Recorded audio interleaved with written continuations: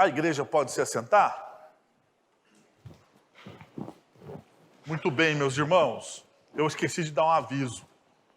Tanto hoje de manhã, quanto agora à noite na hora dos avisos. Então vou rapidamente avisar vocês. Semana que vem muda o horário do culto noturno. Nós vamos passar a ter o culto noturno nosso às 18 horas e 30 minutos. Olha que beleza. Por que isso? Para depois do culto você poder me convidar para comer a pizza. Não, brincadeira, né? Não teve muita graça a piada. Eu tentei, mas não consegui. O fato é que nós estamos no centro, então nós estamos abaixando meia hora, né?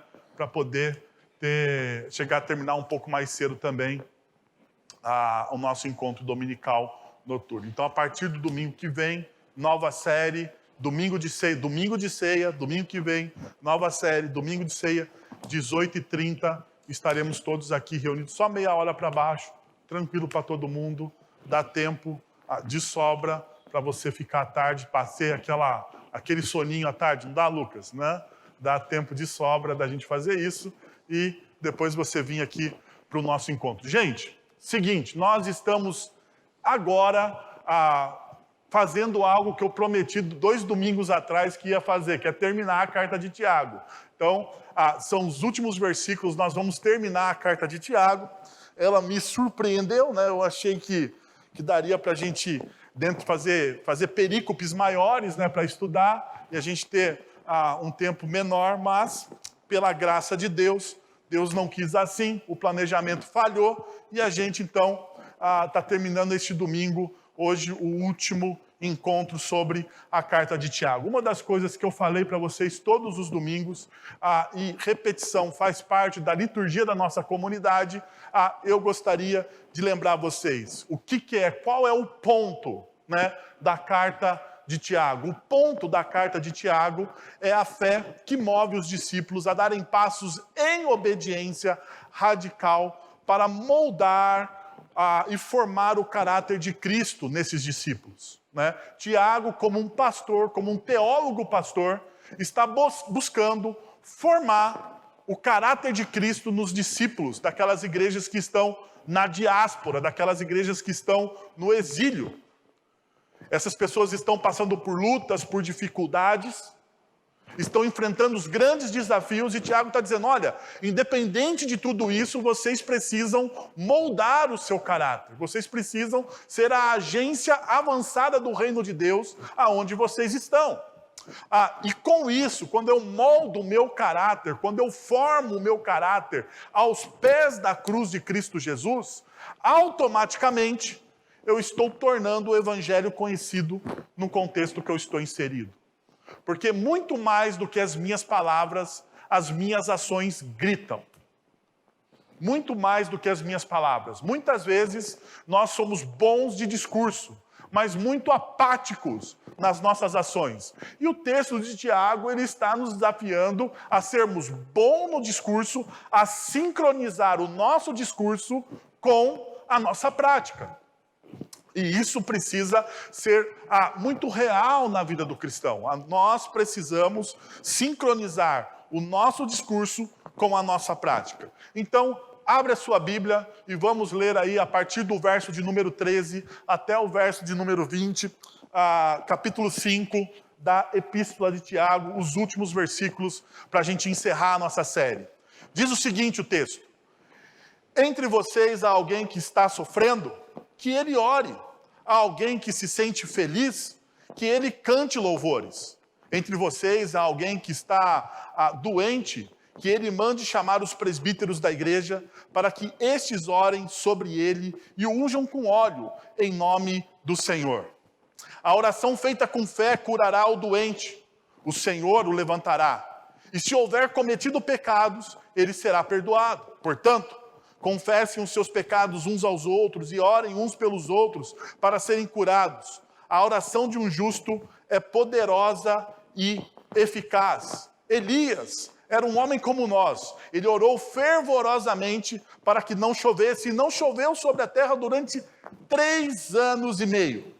Orou outra vez e os céus enviaram chuva e a terra produziu os seus frutos. Meus irmãos, se algum de vocês se desvia da verdade e alguém o trouxer de volta, lembre-se disso.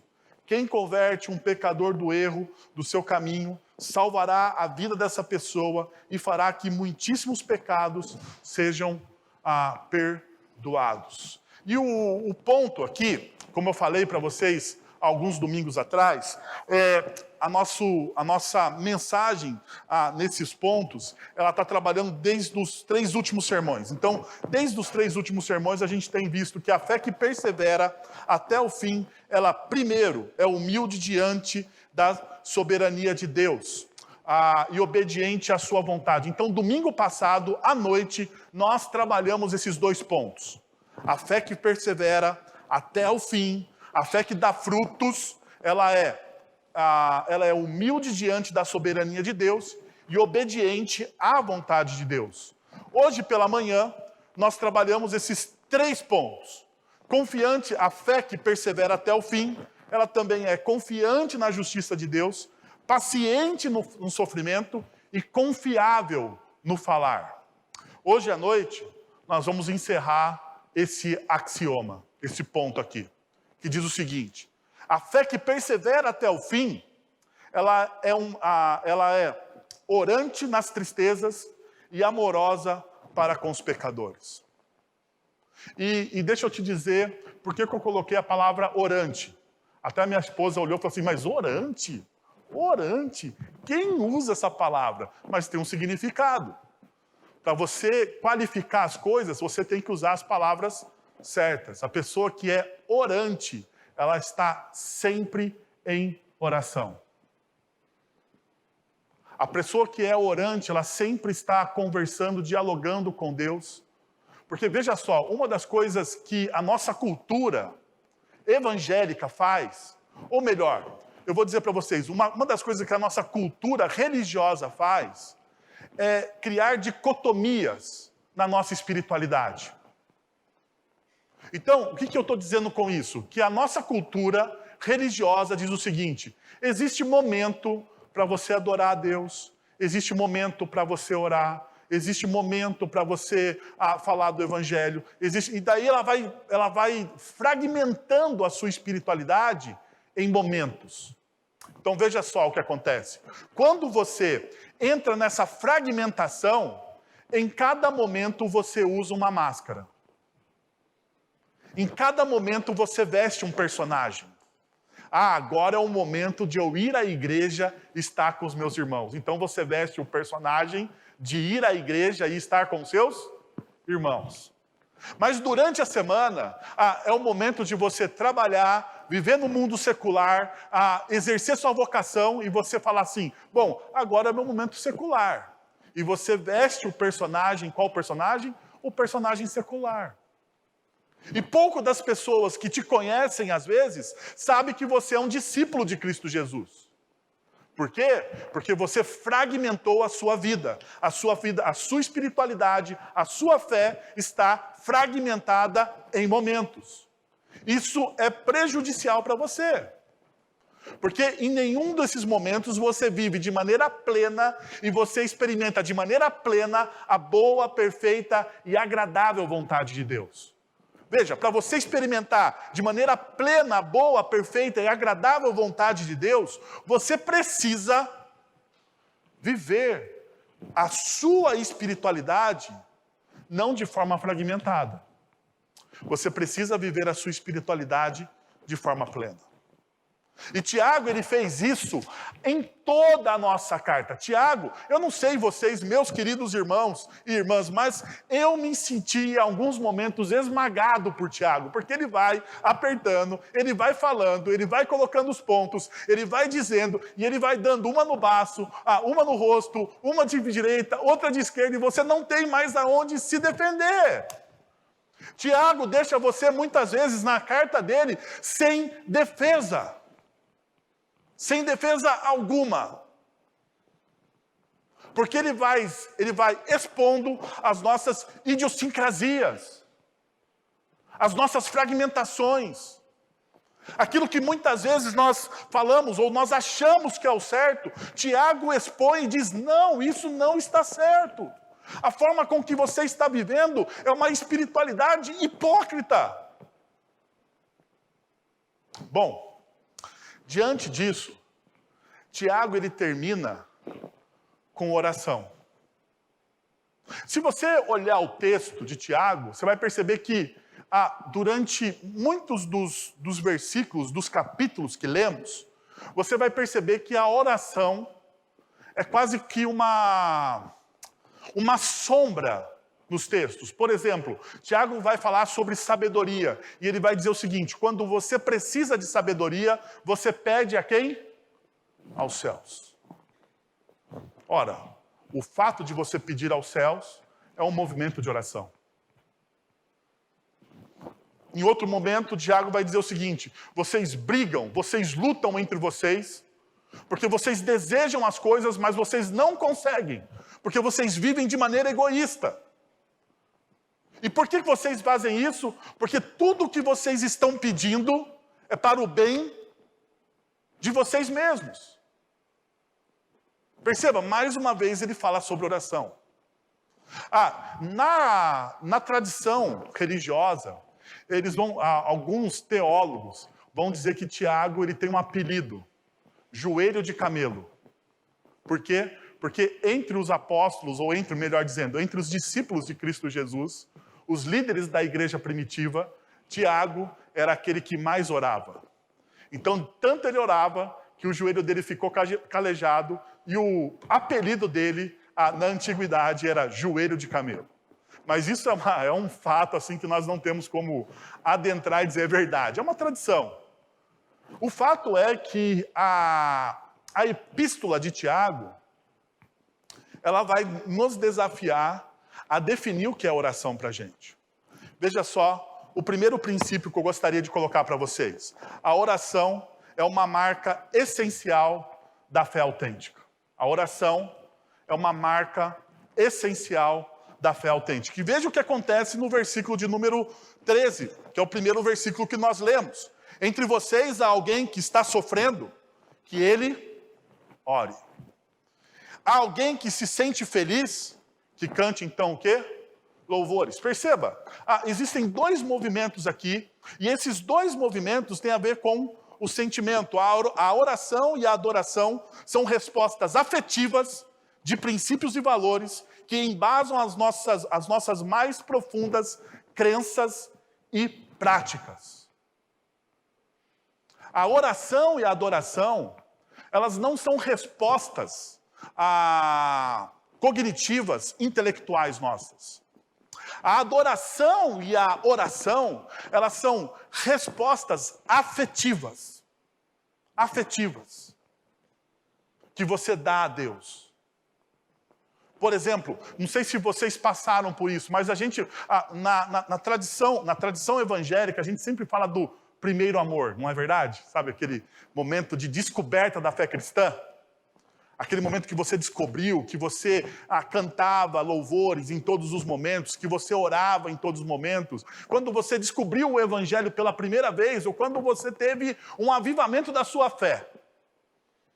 Um avivamento da sua fé. Você percebe que toda aquela resposta que você dava, ela não é uma resposta racional cognitiva.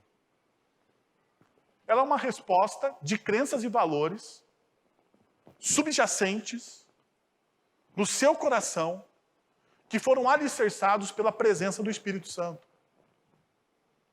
Então você não dá uma resposta, eu vou adorar agora. Você simplesmente adorava.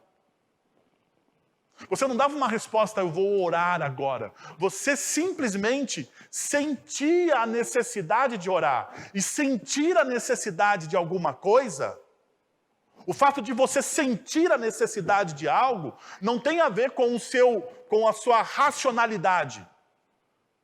Tem a ver com as suas crenças mais profundas do seu coração.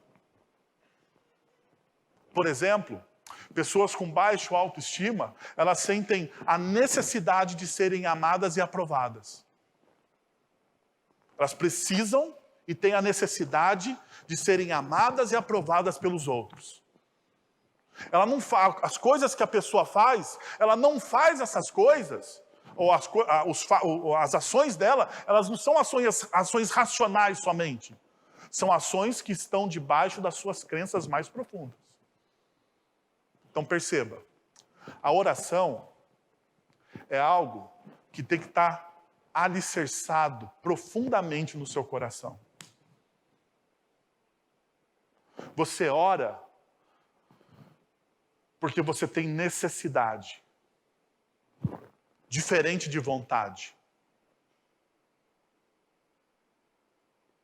A necessidade é uma ânsia incontrolável. Incontrolável. Então a ideia que Tiago está colocando é isso. E a questão é, como você define oração? E aqui está o grande problema. Porque nós falamos tanto de oração. Oração é algo tão corriqueiro na nossa vida, que quanto mais comum, as palavras e as práticas mais comuns são as mais difíceis de se definir. Já perceberam? Quando você fala tanto de uma coisa, ou uma palavra tão corriqueira na sua rotina, se eu pedir para você definir essa palavra, definir a sua ação, você terá uma dificuldade de definir, porque aquilo é automático em você. Isso acontece com a oração. Nós temos dificuldade de definir. E aqui está, talvez, um dos problemas. Quando nós não conseguimos definir e identificar o que é, nós tateamos no escuro. Veja, algumas definições comuns sobre oração. Orar é pedir algo a Deus. A oração é o nosso decreto e exigência de que Deus faça o que queremos que Ele faça. Em algumas correntes da espiritualidade evangélica, a oração ela não é uma base de relacionamento, mas ela é um decreto. Você decreta que Deus faça algo e Deus precisa fazer, porque afinal de contas você está orando. Oração é lutar com Deus, e nós muitas vezes embasamos isso naquele texto famoso de Jacó, né? No Vale de Jaboque, onde o Jacó luta a noite toda com Deus, e a gente fala assim, não, oração é isso. Oração é você lutar a noite toda com Deus para você conquistar, para você vencer. E passa a ser um discurso bom, porque afinal de contas, Jacó venceu. Pero não mútil, né? Porque ele saiu avariado. Mas, no entanto, ele venceu. No entanto, ele venceu. E a gente fala, não, se Jacó venceu, eu vou vencer. E a gente esquece que aquela é uma experiência única de Jacó. Da formação do povo de Deus. E a gente pega aquela experiência única e cria uma teologia de oração sobre aquela única experiência daquele homem. Porque perceba, qual é a outra pessoa na Bíblia que luta no Vale de Jaboque com Deus a noite toda e prevalece? Qual é o outro personagem? Não tem. Aquilo tinha a ver com o que Deus estava fazendo na vida de Jacó. Então a gente transforma aquilo em uma teologia errônea de oração. Fazemos definições errôneas. E quando nós fazemos uma definição errônea daquilo que é a oração, a gente acaba usando a oração de maneira errada. Então veja, ele diz... A segunda definição, orar é falar com Deus. Simplesmente fale com Deus como você falaria com o seu melhor amigo. Não é necessário aprender a falar com Deus, apenas fale. Eu acho que isso aqui tem um ponto a mais de verdade. No entanto, a gente precisa lembrar que toda vez que nós estamos em oração na presença de Deus, nós estamos diante do Rei dos Reis e do Senhor dos Senhores.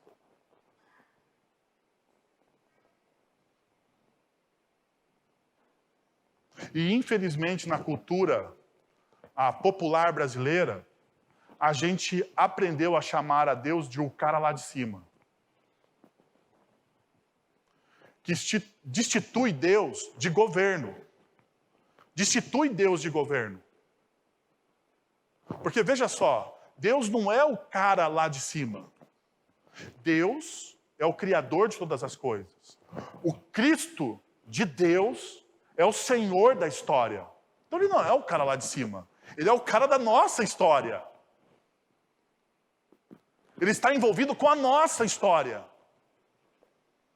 E ele não está distante. Ele está presente e próximo em nós, porque afinal de contas, através do sacrifício, da morte vicária de Cristo Jesus, nós recebemos o Espírito Santo de Deus, e ele habita em nós. E é através desse Espírito que nós aprendemos a orar.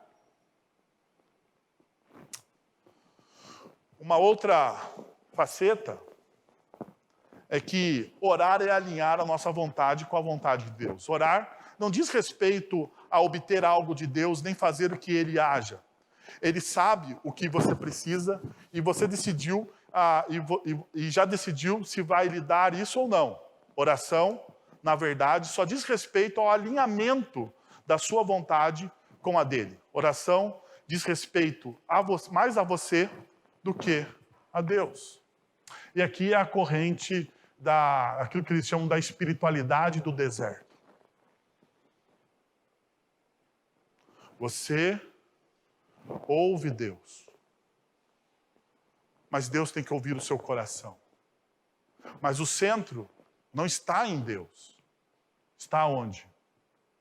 No seu coração. Há um deslocamento aqui. Há um sutil deslocamento. Há um sutil deslocamento para o seu esforço. Para o que você faz. Para como você se comporta. E a oração, então, ela não é um meio de graça. Ela é um esforço seu. Algo que você faz. Ainda, a oração é encaminhar o desejo na direção de Deus. Orar nada mais é do que desejar o melhor quando se toma conhecimento de uma tragédia, ou desejar o bem quando se sabe que alguém está esperançoso sobre um resultado. Então a gente para e deseja o bem. Então, oração é você fechar os seus olhos, franzir a sua testa e mandar boas energias para as pessoas.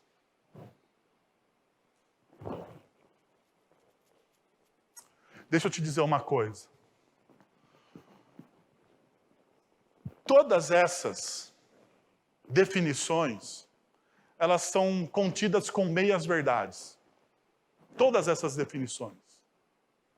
Então não se sinta culpado, porque, na verdade, em algum momento da sua espiritualidade, você caminhou por algumas dessas definições. Ou você construiu a sua espiritualidade em cima de algumas dessas definições. Na verdade, a oração é uma mistura de tudo isso. Que em alguns aspectos, elas estão certas. Mas uma meia-verdade não faz uma verdade inteira. E, na verdade, no conceito de verdade, não existem meias-verdades.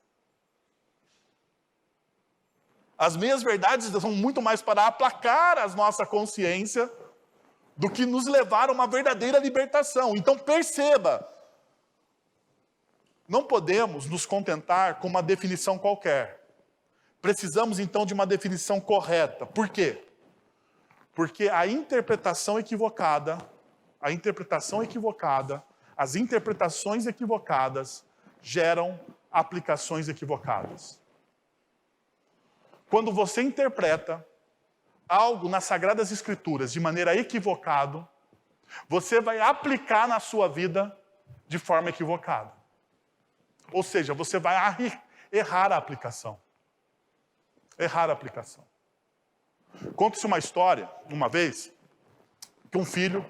deixa eu trazer um exemplo para vocês. Conta-se uma história, uma vez, que um filho apaixonado pela sua mãe, e chegou lá a data do aniversário da mãe, e ele começou a procurar um presente para a mãe dele. E ele foi lá, procurou vários presentes, e nada estava bom, então ele resolveu dar para a mãe uma ave, um papagaio raro.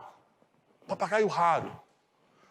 Falava 43 línguas diferentes.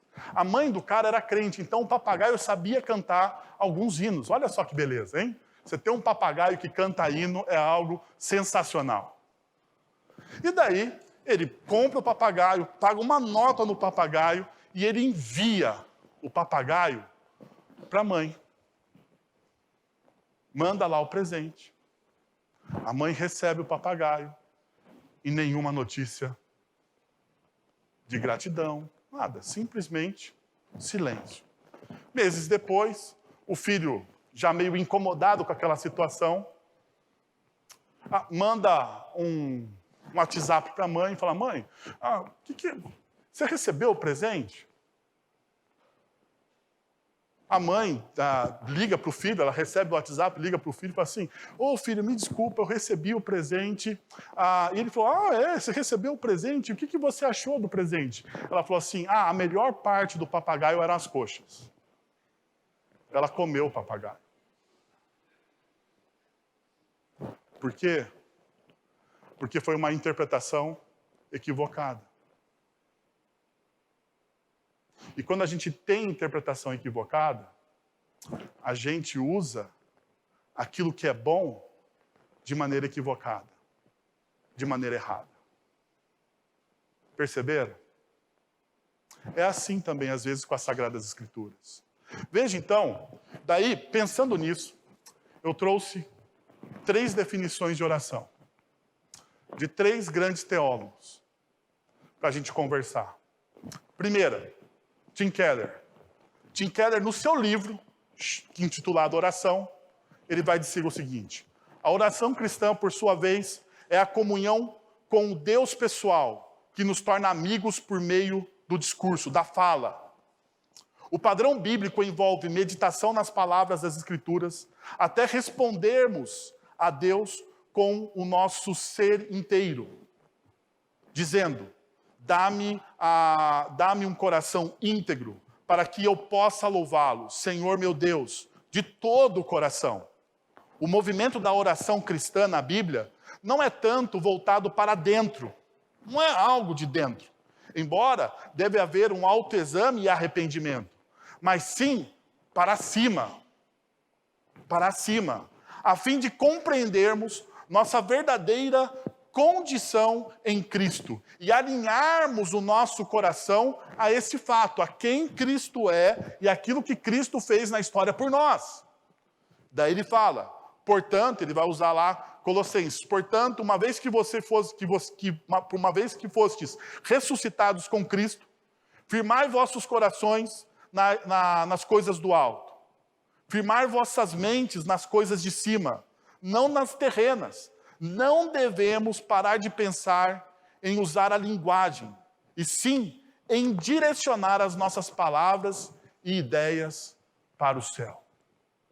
A oração é a gente olhar para cima, é a gente ter os nossos olhos fitos no autor e consumador da nossa fé.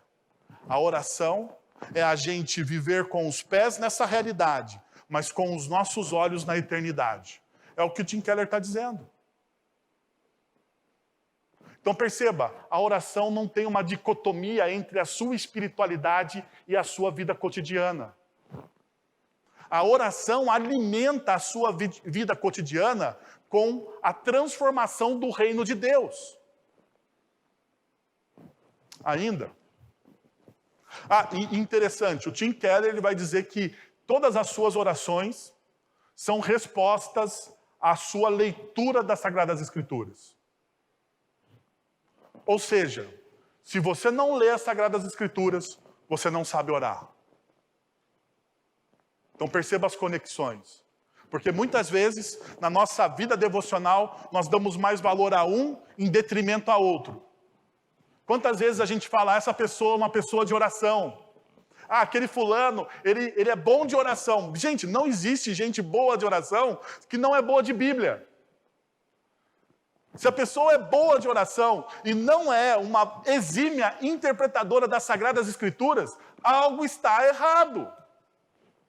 Algo de errado não está certo. E a gente precisa, então, reorientar a nossa prática de vida e espiritualidade a partir do quê? A partir daquilo que a verdade do Evangelho diz. O Charles Swindoll vai dizer o seguinte: como um carro sem combustível, uma vida sem oração está fadada a parar.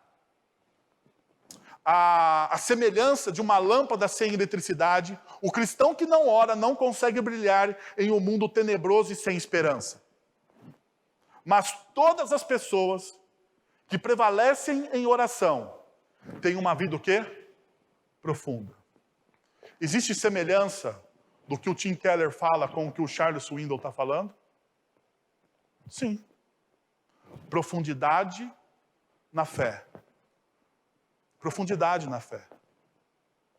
Quanto mais profundo eu quero me tornar, quanto mais maduro eu quero me tornar na fé em Cristo Jesus, a oração é uma marca essencial aonde? Na minha vida. O Charles Hodgson, ele vai dizer o seguinte, na sua teologia sistemática. Interessante, é um dos poucos teólogos sistemáticos que colocam os meios de graça e a oração em sua teologia. E ele vai dizer o seguinte: a oração é a conversa da alma com Deus.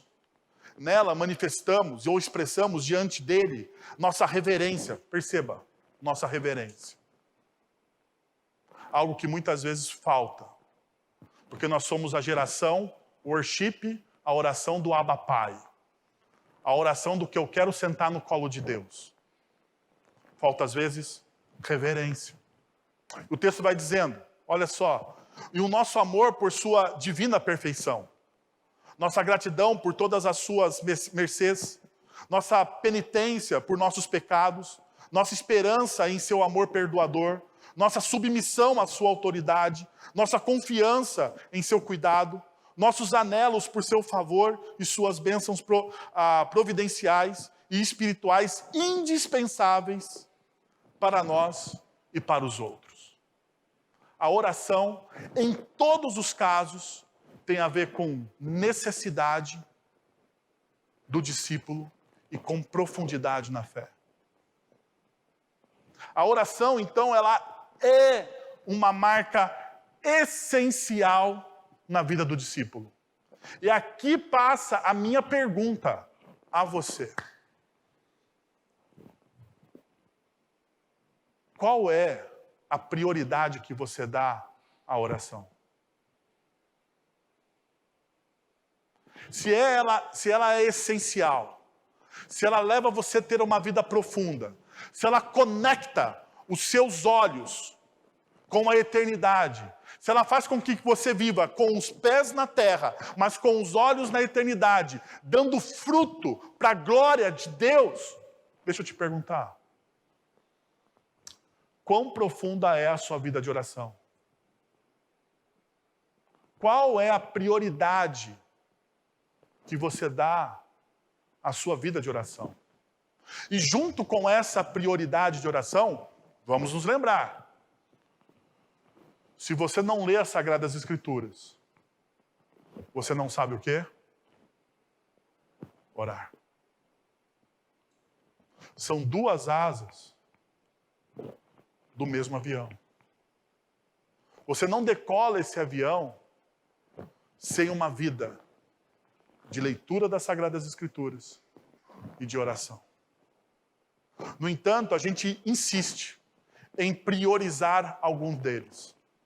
Insiste em criar dicotomias. Nós insistimos em perder o fio da meada. Agora veja, um segundo ponto que o texto me ensina. A oração é uma experiência de separação para a glória de Deus.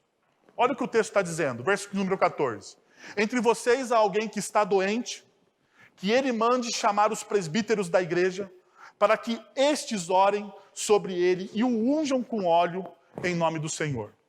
Deixa eu dar uma parada aqui E eu sei que esse texto aqui, ele é polêmico. E eu não vou me ater às polêmicas desse texto, porque, primeiro, nós não temos tempo para isso e esse não é o momento.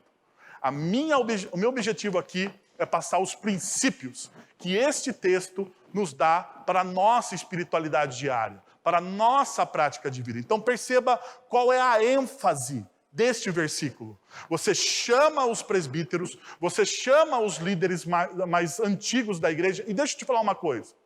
Muitos dos comentaristas vão enfatizar uma verdade. Por que você chama os presbíteros? Por que você chama os anciões?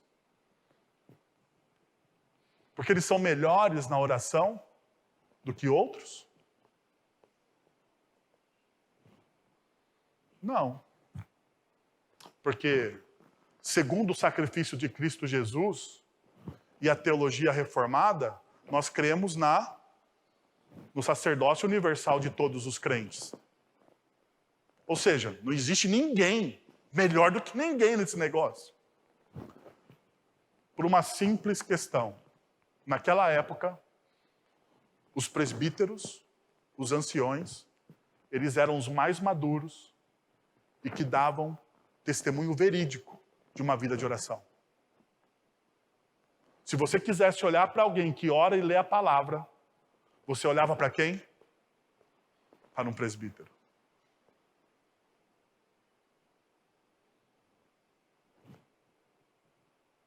Se você quer saber se uma igreja é sadia, você olha para quem primeiro? Para a liderança. Uma liderança que não é piedosa vai gerar uma congregação não piedosa. Então Tiago está nessa lógica. Os mais profundos, os mais capacitados, os mais apaixonados são quem? Os líderes. Por isso que chama líderes.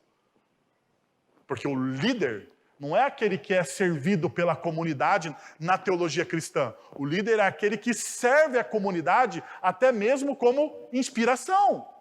Perceba, o apóstolo Paulo vai dizer: sede meus imitadores como eu sou de quem? De Cristo Jesus. O apóstolo Paulo é um líder da igreja cristã, ele é um líder. Ele está falando, olha, você tem que me imitar, você tem que me seguir, porque ao me seguir, ao me imitar, você está imitando quem eu estou imitando. Deixa eu fazer uma pergunta desconfortável aqui para os nossos líderes. E para mim também, afinal de contas, eu estou no mesmo balaio. Será que nós podemos dizer a mesma coisa que o apóstolo Paulo disse para a nossa comunidade? Se nós não podemos dizer isso, nós precisamos colocar a nossa boca no pó e pedir perdão ao Senhor. Voltando.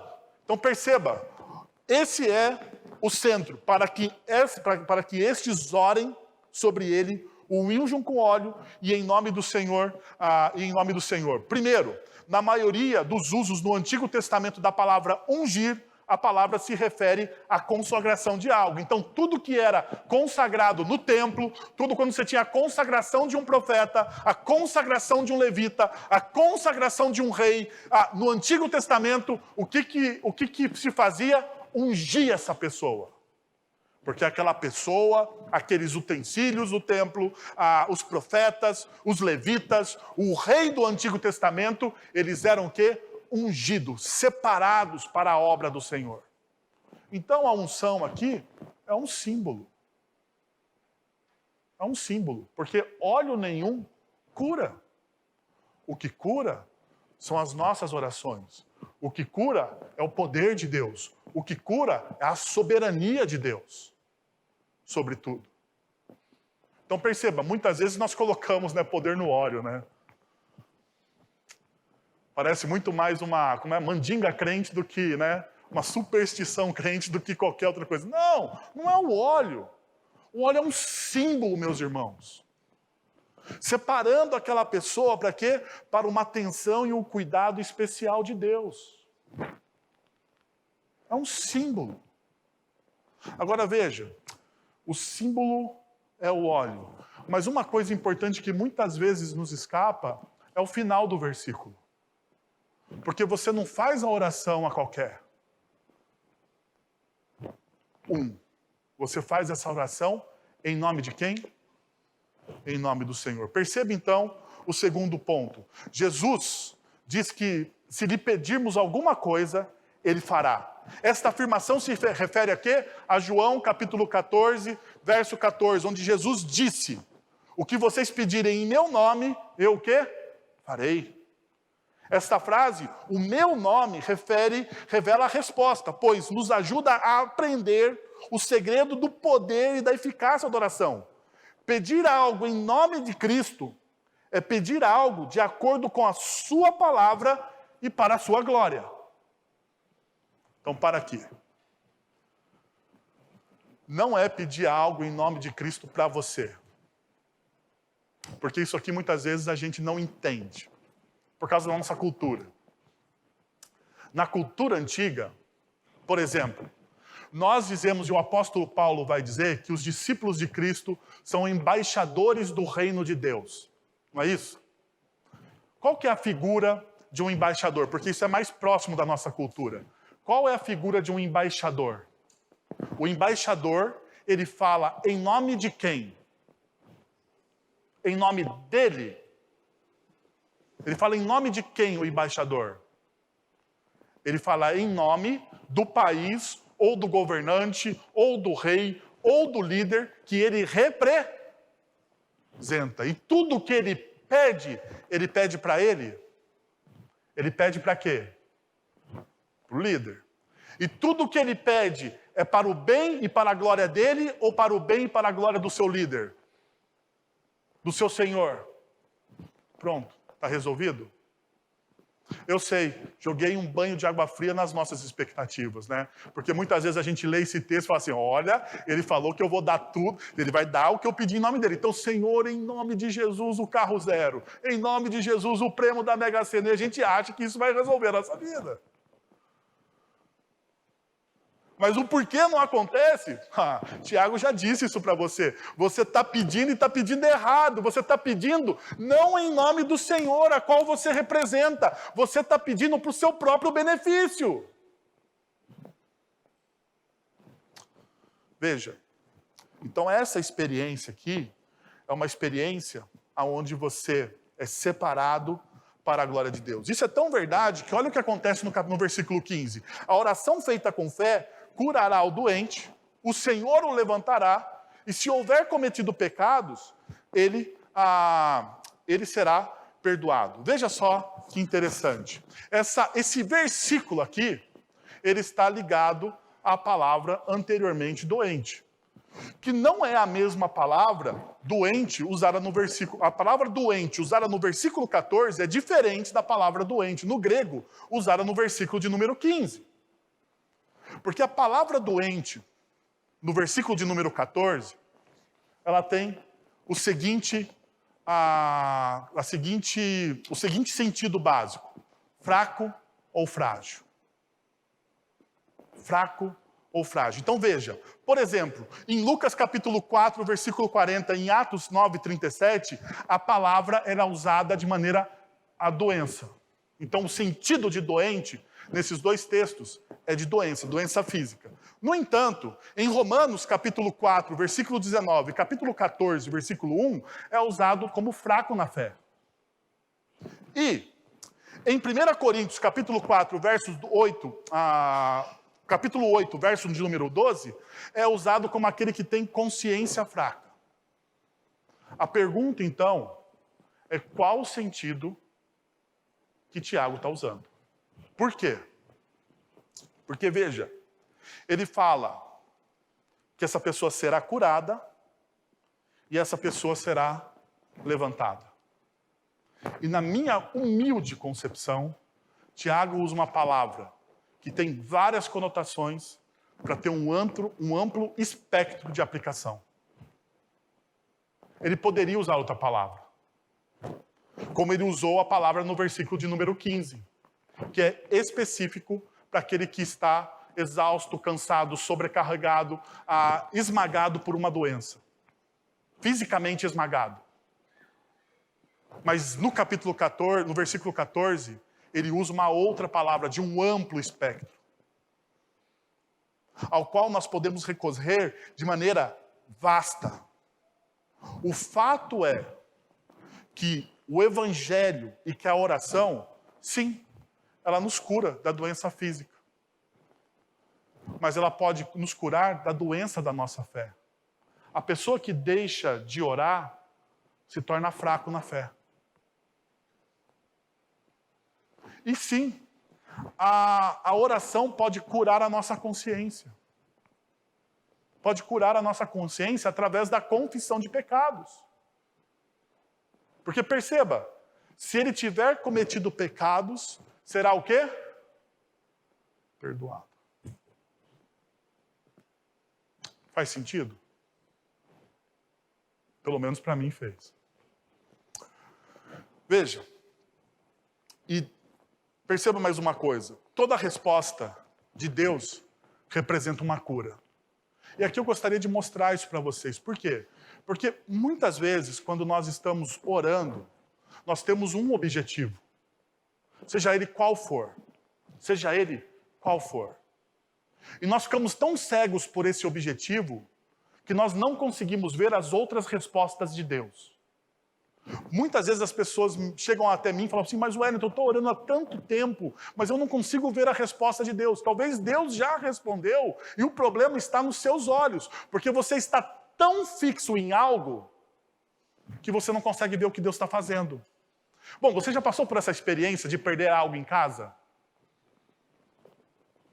Já passou? Eu passo direto por essa experiência. Perder a chave do carro na minha casa com 3 crianças é a coisa mais fácil da face da terra. O fato é que quando você está desesperado, espremido pelo tempo e pelos compromissos, e a única coisa que você está querendo ver na sua frente é a chave do carro, você acha com facilidade, sim ou não? E você já passou pela experiência de estar procurando a chave do carro por toda a casa e a chave do carro está em cima da mesa de jantar? Eu já passei por isso. Sabe por quê? Porque muitas vezes os nossos objetivos nos cegam. E nós não conseguimos ver algo que está na nossa frente. Na nossa frente. Então perceba, olha o que aconteceu com o apóstolo Paulo. Minha graça te basta. Paulo estava com uma doença, com um espinho na carne. A gente não sabe qual era esse espinho. Todo mundo tenta elocubrar, mas ninguém sabe. O fato é que Paulo orou 3 vezes ao Senhor, como diz o texto de 2 Coríntios capítulo 12. E a resposta que Deus dá a Paulo é: a minha graça te basta. Porque o meu poder se aperfeiçoa na fraqueza. Para aqui. Eu sei, todos nós temos algum pedido para o Senhor. E o nosso pedido é conquistar o nosso objetivo. É que Deus nos abençoe naquilo que nós estamos empreendendo. Agora, pensa comigo. Se Deus virar agora para você e disser: a minha graça te basta. Você conseguirá olhar para Deus e adorar e amá-lo por aquilo que Ele é?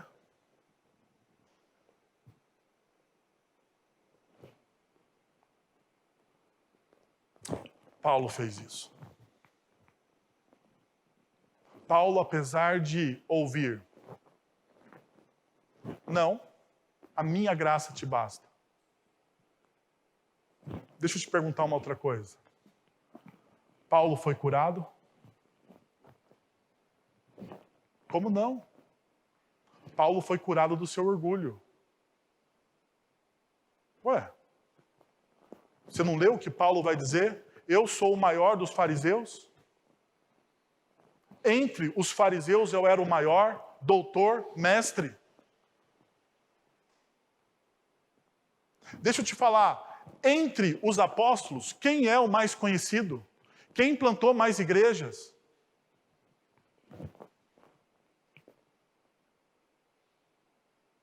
Paulo foi curado do quê? Do seu orgulho. Porque a minha graça te basta. Talvez Deus já respondeu a sua oração. Já curou aquilo que você realmente precisa de cura. Você só ainda não viu. Porque os seus olhos estão fixos naquilo que você deseja. Agora, perceba mais uma realidade. A oração é uma experiência pessoal comunitária. A oração, ela não é uma experiência simplesmente pessoal. Ela é pessoal, porque você, como diz Jesus em Mateus, no Sermão do Monte, ele vai dizer, quando você desejar orar, você vai no seu quarto em secreto e você ora. Ela é pessoal, mas, no entanto, ela também é comunitária. Ela também é comunitária. Veja o que o texto diz no verso 16. Portanto, confessem os seus pecados uns aos outros e orem uns pelos outros para serem curados. A oração de um justo é poderosa e eficaz. Agora vem uma coisa aqui. O centro do texto é esse. Confessem os seus pecados uns aos outros e orem uns pelos outros para serem curados, porque isso aqui são os mandamentos recíprocos. Tiago aqui, inspirado pelo Espírito Santo de Deus, está nos dando uma ordem. O interessante é que essa ordem aparece somente na carta de Tiago. Não tem outra carta, não tem outro lugar no Novo Testamento. Só tem aqui. O Espírito Santo separou Tiago para nos dar essa palavra. No entanto, o que eu quero mostrar para vocês aqui é o seguinte. Nós cometemos um equívoco aqui. Porque nós pensamos que é para a gente confessar muitas vezes os nossos pecados pessoais.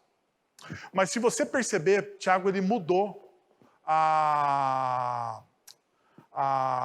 conjugação da pessoa na carta. Ele passou da primeira pessoa, do pessoal, agora para o plural, para a comunidade. E isso muda o quê? O endereçamento do mandamento. Se antes era para você, agora é para nós. Agora é para toda a comunidade. Veja só, o contexto então aqui é comunitário. Perceba, como o Eugene Peterson traduz isso na Bíblia, a mensagem. Ele diz o seguinte, façam isso com uma prática comum. Confessem os seus pecados uns aos outros e orem uns pelos outros para que vocês possam viver juntos, integrados e curados. Ele está falando de comunhão. Então, veja, o contexto da mensagem de Tiago aponta para a restauração de vínculos com aqueles a quem prejudicamos e fala do perdão que devemos estender aos que nos fizeram o quê? Mal. Tiago está falando agora de perdão. Se alguém te feriu, você vai e procura essa pessoa. Mateus capítulo 18. Quem é a responsabilidade de procurar a pessoa? Aquele que fere ou que foi ferido? No Evangelho, a lógica do Evangelho, a lógica nossa mundana, é aquele que fere precisa me procurar. Porque, afinal de contas, aquele mau caráter feriu o meu coração. Bom, deixa eu te falar para você. Na lógica do Evangelho é o contrário. Ela é diferente. Eu fui ferido e eu preciso procurar aquele que me feriu e eu preciso perdoar aquele que me feriu. Essa é a lógica do Evangelho. E a lógica do Evangelho é um escândalo. Por quê? Porque ao vivermos essa lógica inversa da nossa cultura, nós estamos experimentando a graça de Deus e nós estamos o quê? Doando graça. Porque perceba, quem procurou você? Quem feriu Deus? Nós ferimos Deus. Nós, em Gênesis capítulo 3, escolhemos viver distantes de Deus. Mas Deus, em sua imensa graça e misericórdia, nos procura para restaurar o relacionamento na pessoa de Cristo Jesus. O que Jesus e Tiago pede para a gente é a mesma coisa. Você foi alcançado pela graça, você demonstra a graça. E uma das coisas que eu nunca tinha parado para pensar, é os versículos seguintes. Porque muitas vezes a gente usa os versículos seguintes do texto de maneira dicotômica, nós separamos o texto. E ele não, ele está falando no mesmo contexto. Veja só o que diz o seguinte: a oração que faz chover pode promover a cura e o perdão. Olha o que o texto vai dizer. Elias era humano como nós. Veja, não existe portanto, não existe no entanto, não existe irmãos. Ele continua na mesma ideia. Ele continua na mesma ideia. O que isso significa? Que existe uma junção natural. O texto aqui é fluido. Veja, Elias era um ser humano como nós. Ele orou fervorosamente para que chovesse. E então choveu sobre a terra durante 3 anos e meio. Ele orou outra vez e os céus enviaram chuva. E a terra produziu os seus frutos. O que Tiago está dizendo? Tiago está falando o seguinte, meus irmãos e minhas irmãs. Se a oração é poderosa para fazer chover e para fazer secar a terra, a oração é poderosa para fazer com que você perdoe o seu irmão. Deixa eu te perguntar, o que é mais fácil? Fazer chover sobre a terra ou você perdoar o seu irmão? Perdoar a pessoa que te feriu. Vamos, pergunta honesta. Eu estou esperando respostas honestas. O que é mais fácil? Deixa eu então te trazer a resposta. A minha percepção. Mais fácil é fazer chover sobre a terra. Mais fácil é secar a terra do que alguns irmãos perdoarem aquele que foram feridos. Eu estou errado? Eu não estou errado. Esse é o problema. Veja, e por final, Tiago vai nos demonstrar o seguinte: experimente a graça sendo gracioso para com os outros. Veja o que diz versículo 19 e versículo 20. Meus irmãos, se algum de vocês se desviar da verdade, alguém o trouxer de volta, lembre-se disso.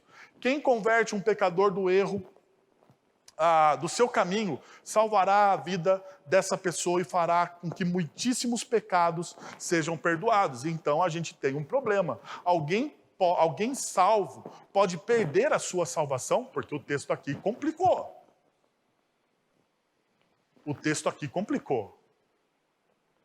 Complicou? Está falando de restauração, de salvará, de voltar.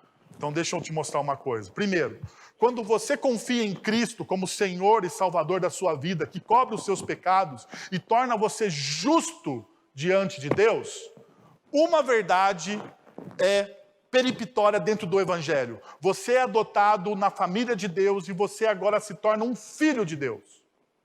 Isso é uma verdade inegociável.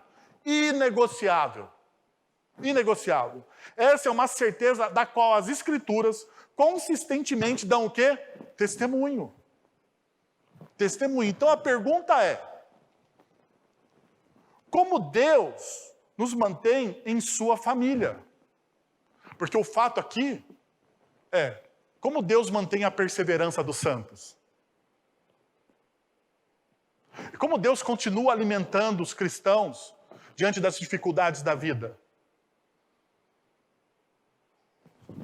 Ou, como Deus nos protege e de nos afastarmos dele? Ou, como Deus preserva a nossa salvação até o fim?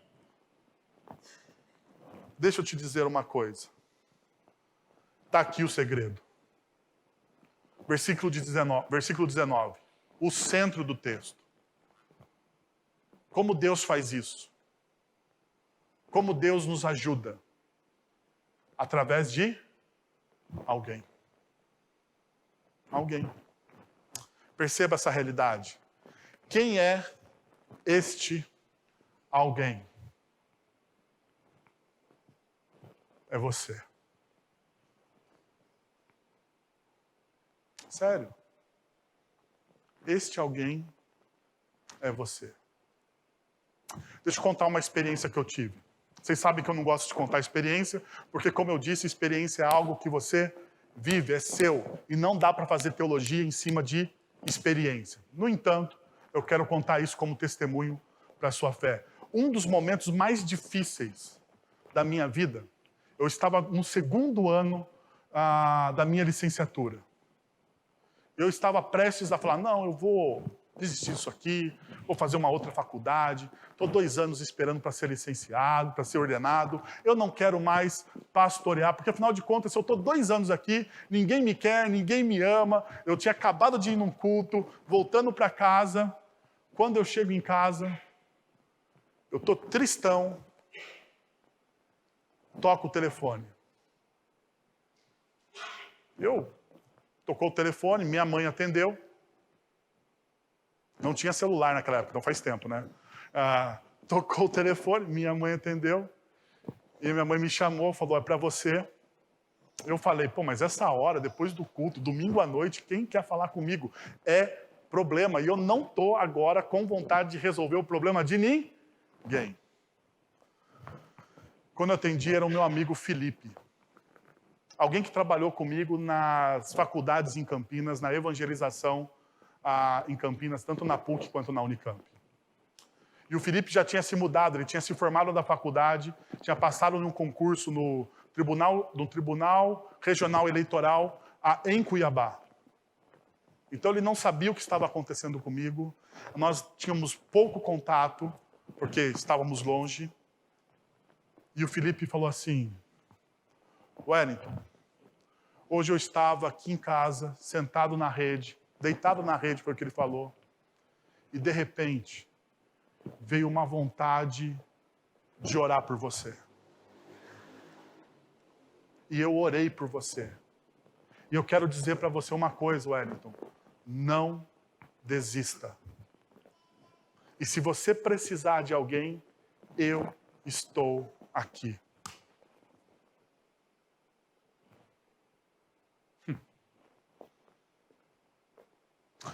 Veja uma realidade. A igreja é um dos meios ordenados por Deus, que Deus usa para nos manter fiéis. Deus é soberano e Ele faz a preservação. E como Ele faz essa preservação? Através da igreja. Não existe discípulo de Jesus sem igreja. Não existe discípulo de Jesus desigrejado. Não existe. Nós somos na igreja cuidados, amparados, amados. Nós recebemos oração, nós doamos oração, nós recebemos graça e doamos graça. Essa é uma das razões pela qual devemos estar envolvidos em uma igreja local. Nós devemos exercer os nossos dons e os nossos talentos dentro de uma comunidade. Deus ordenou, irmãos e irmãs, que compartilhem a vida, para que essa vida nos mantenha próximo deles. Foi assim que Deus fez. Você é chamado para viver em comunidade. É aqui que você exerce os seus dons. É aqui que você é animado. E quando você está prestes a desistir, é a igreja que Deus usa para falar. Não desista. Se você precisar, eu estou aqui. Quero convidar você a alguns movimentos. Primeiro, quando você ora, os seus desejos estão em sincronia com os princípios de Deus revelado em sua palavra? Quando você ora porque você conhece a palavra de Deus, você conhece os princípios de Deus, e isso move, isso guia as suas orações? Segundo, o seu coração está pronto a ouvir a resposta de Deus às suas orações, mesmo que não seja o esperado? Você irá celebrar a cura, mesmo que naquele momento você não entenda?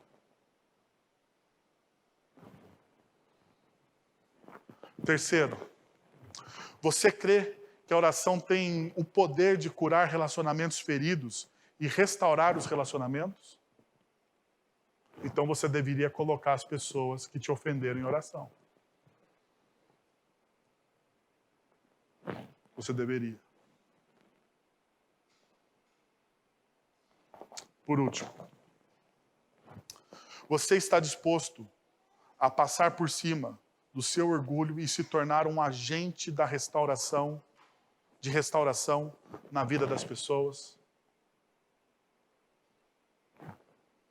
Quero que você feche os seus olhos, abaixe sua cabeça, ore sobre algumas dessas realidades, para que a gente possa exercer e caminhar no Evangelho. Vamos receber a bênção? Agora, irmãos, que a graça de nosso Senhor e Salvador Jesus Cristo, o amor de nosso Deus e Pai, o conselho, o consolo, o poder e a ação do Santo Espírito de Deus estejam sobre vocês agora e pelos séculos dos séculos. Amém. Deus abençoe, uma excelente semana, em nome de Jesus.